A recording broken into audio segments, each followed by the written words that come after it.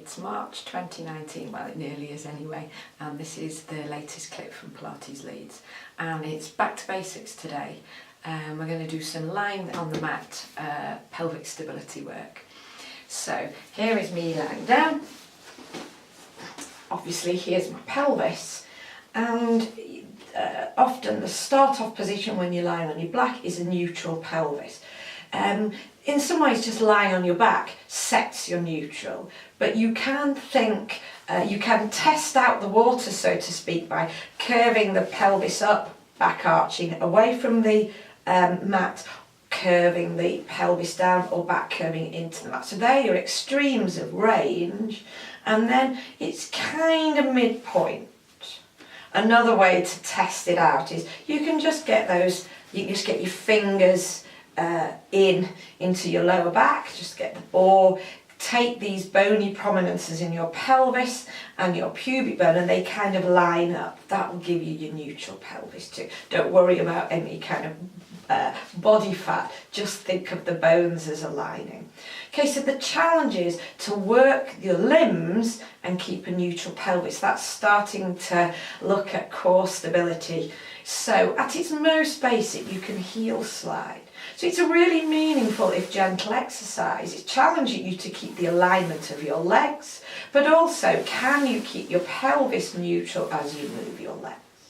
Another exercise, which is helpful but simple, is the notion of folding your knees forward. And you're looking at coming up as far as you can and just seeing when you lose that ability to stay neutral, because that's challenging the flexibility in your system.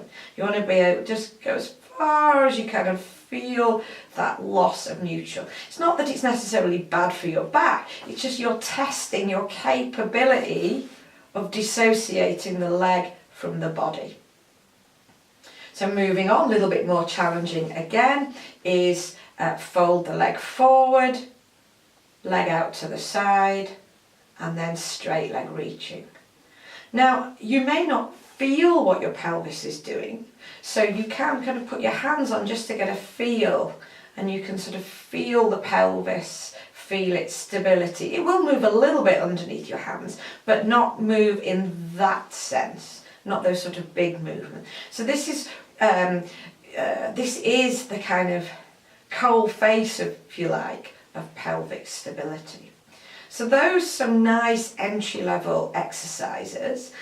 You can work a little bit harder by adding more limbs. So 2 legs, 2 heel side, and the 2 limbs does mean you have to work a little bit harder to preserve this neutral, and you feel instinctively the need to just draw down and connect more into your stomach to sustain that neutral pelvis. Particularly when your legs come back, you need a little bit more ab connection.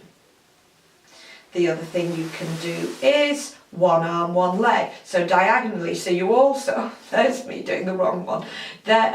One arm, one leg are coordinating diagonally across the body. And then finally in this sequence, 2 arms, 2 legs.